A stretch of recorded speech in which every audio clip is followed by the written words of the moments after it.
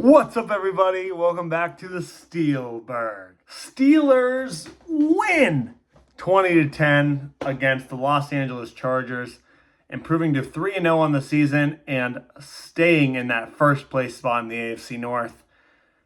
Awesome week. This is the first week when I watched the Steelers game and I thought we looked like a real good team.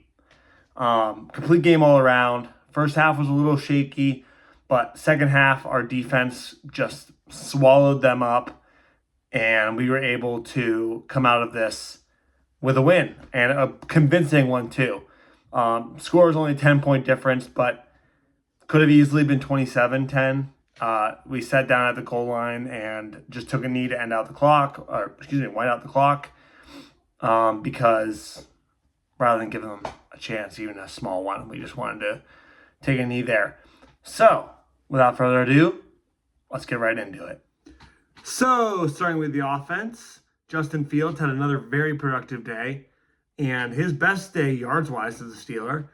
He was 25 for 32 for 245 yards, throwing for one touchdown and one interception. That one interception, I don't really fault him for. It was a weird little pinball around and it ended up in the arms of the defender after it went out of like Patterson's hands, then into a Chargers players, and then back into a Steelers player hands, and then into Bud Dupree's hands, the former Steeler, who ended up picking it off. Justin Fields' first interception as a Steeler, but I don't think that really made much of a difference. He played a great game today. Throwing for 245 yards, by far his best throwing performance. And it was just a good offensive performance all around. Najee Harris, 18 carries for 70 yards. His average was a little low, 3.9, but still, rushing for 70 yards is good. Cordarrelle Patterson had a great day, 4 carries for 33 yards at 8.2 a carry. Really helpful at the end of the game, working to run out that clock, and I love the way he's being used. I mean, I was a little hesitant seeing Arthur Smith use Patterson more than Warren in that first game of the season. But, I mean, I love the way Patterson's being used here. He has power. He has speed. He can still catch the ball. I mean, I love it. And he was 4 for 33, so he's clearly making use of his touches. Justin Fields, 6 carries for just 6 yards, but one of those being for a touchdown. The other ones were just kind of to escape sacks, didn't really do much for him. However, the one that matters, the 5-yard touchdown run to give him his first rushing touchdown of the year, and the Steelers their second overall touchdown of the year. And then rounding out the rushing stats, Jaylen Warren, 3 for 5 yards. He was pretty unproductive today, but also not used very much. He's battling a knee injury now, so hopefully he'll be back Sunday. It looks like he's going to be. But overall, rushing was pretty good. If we look at the receiving yards, a new face joins the receiving leaders. Calvin Austin went 4 for 95 and a touchdown. 55 of those, I think it was, being on that really long throw by Fields down the middle. I love that we're throwing down the middle. It is such a nice change of pace to not be just stuck to the sidelines for once. Actually be using all stretches of the field, and he's not just like taking a sack or trying to force the throw when he gets into coverage. He's looking for his dump offs as a last resort instead of just looking to them first, like we saw Ben do in the late stages of his career, like we saw Kenny do a good bit. But he's using them when he needs to, when the pocket collapses, and when there's an opening. And we saw that a lot last week against the Broncos. We saw Najee break off a couple big ones there. And again, we saw it today. Sometimes he would be left wide open in the slot because the pocket would break down and the coverage would be downfield. So I love the way he's being used in that. I love the way Patterson's being used in that. And I think this offense is really starting to heat up. And hopefully we continue to see this next week against the Colts. To round out the receiving, George Pickens led the team in receptions, along with Najee with 5. He had 5 for 57 yards, and Najee had 5 for 16. Freiermuth had a good day, 4 for 33, 8.2 a carry, showing that he can get those good chunks. And one thing I saw that I really thought was good about the Steelers offense is we were getting little chunks of yards on first down. There weren't many drives when we ended up 2nd and 10, 11, 12, or even 2nd and 9 or 8. It seemed most drives we were ending 2nd and 6, 2nd and 5, and getting down to those 3rd and 3, 3rd and 2 situations where Justin Fields has the advantage against the defense. So I love the little play calls on first down to be able to get into that beneficial situation for us. On to the defense, and not much to speak about in the first half, especially on the defensive line. Their offensive line did a good job of kind of neutralizing our pass rush in the beginning, but in that second half, man, we just exhausted them. We kept pushing at them, and injuries didn't help. I mean, Joe Alt got hurt halfway through. He had been neutralizing TJ Watt pretty good, but not enough. Watt was still able to get a sack against Alt before he would leave the game. And the Chargers, they dealt with a lot of injuries this game, particularly on the offensive sides of the ball. They lost 2 O-linemen, they lost Herbert, and that really hurt them. Heineke is not a bad quarterback at all. He was serviceable with the Commanders. He's always a solid backup, but he just had no time to think with the Steelers defense bearing down on him. And it showed. We had 5 sacks in the second half. And a crazy stat is Chargers only had -5 yards in the entire second half of that game. -5. Steelers had over 200. Steelers outgained the Chargers 200 plus to -5 in that second half. That is how dominant the Steelers defense was. No picks on the day, but like I said, we had 5 sacks. Hayward and Roberts got 1 each. Watt also had 1. And Nick Herbig got 2.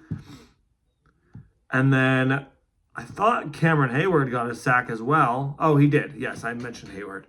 So yeah, Hayward gets his first sack of the year.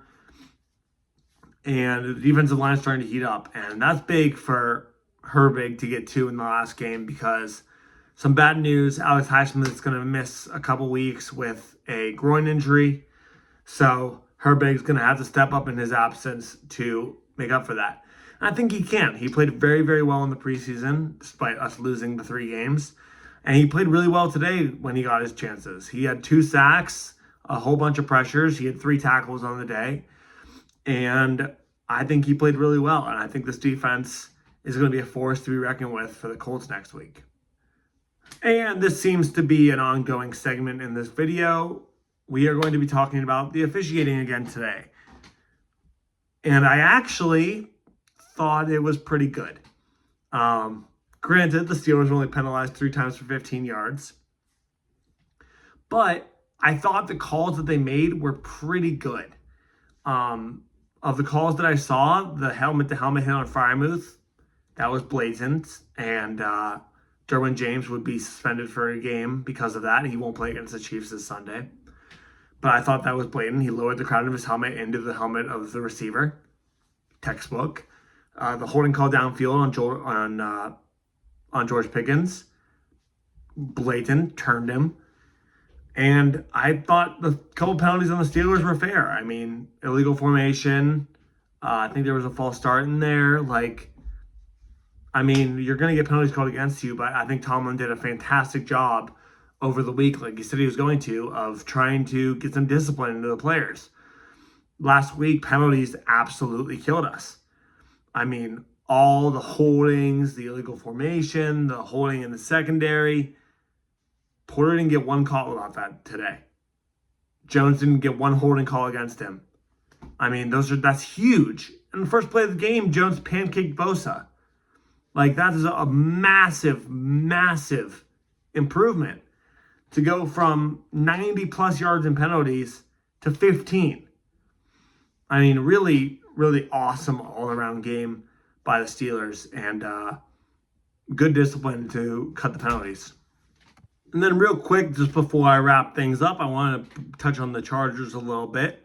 The Chargers, lost some people due to injury. I already mentioned that a little bit. They lost a couple of linemen, including Joe Alt, and they lost Herbert halfway through the game. They also lost Bosa.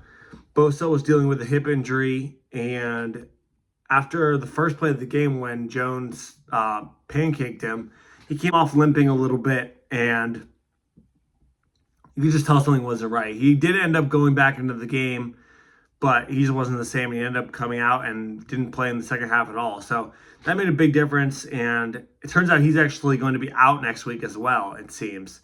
So that's Derwin James and Joey Bosa out for the Chargers next week. And this isn't a Chargers fan account, but I did just want to touch on them just to show that, like, the team that we beat is a good team. Like, I mean, they were 2-0 coming in. Justin Herbert still had a decent game when he played. He went 12 for 18, 125 at a touchdown. And Heineke went 2 for 2 for 24 yards. They played a solid game. I mean, Herbert was making good throws, good reads, and they were dicing up our secondary a little bit. We just exhausted that O-line by pounding them over and over and over with our defense, with our rush from Watt, from Herbig, from Highsmith when he was in, from Hayward, the blitzes with Landon Roberts and Patrick Queen. We just exhausted them, and they just couldn't hold up anymore. I mean, Heineke was sacked 4 times in this game in the short amount of time that he was in. We just were the better team, and that's what I want to stress because so many people are still saying, oh, we had a soft schedule. We're only 3-0, so we play the bad teams. The Falcons beat the Eagles. The Broncos just beat the Buccaneers. And the Chargers were 2-0 coming into this game, winning fairly handily. The Steelers are 3-0, not because they played soft opponents, but because they play their game and they know how to win.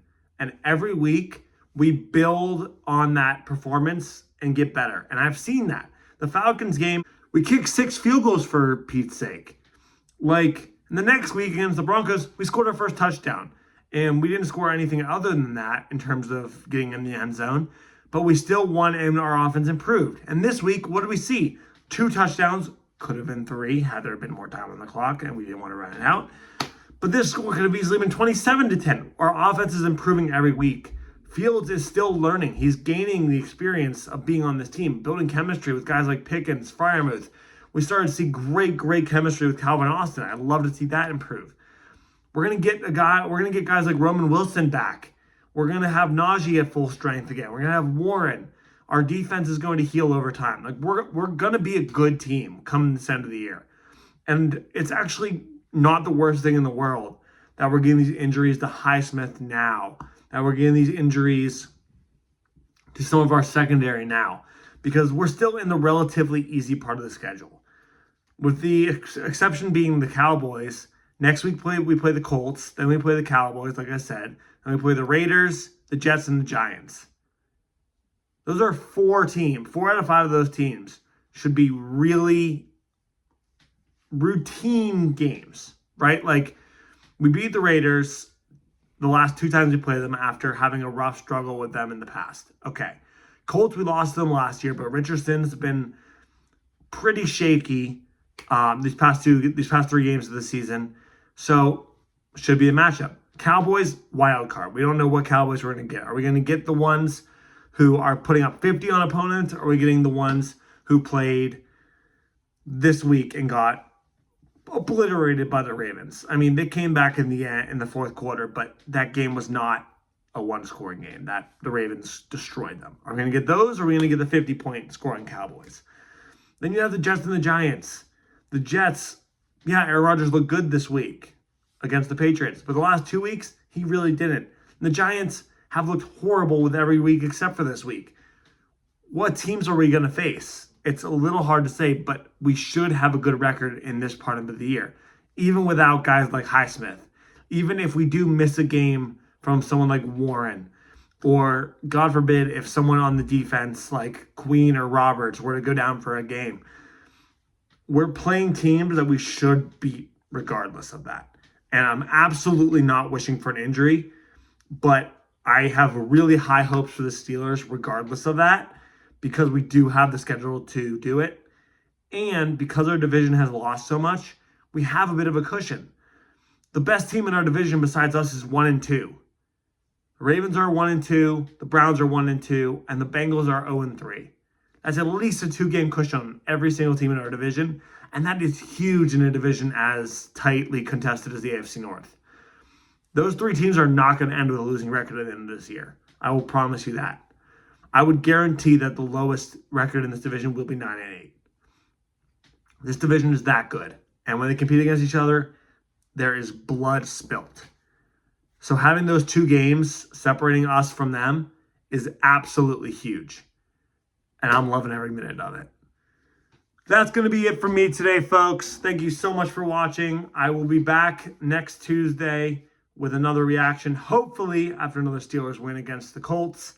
I will be posting a couple shorts, probably one at halftime, probably one after, but my full reactions will be on this videos. Leave a comment.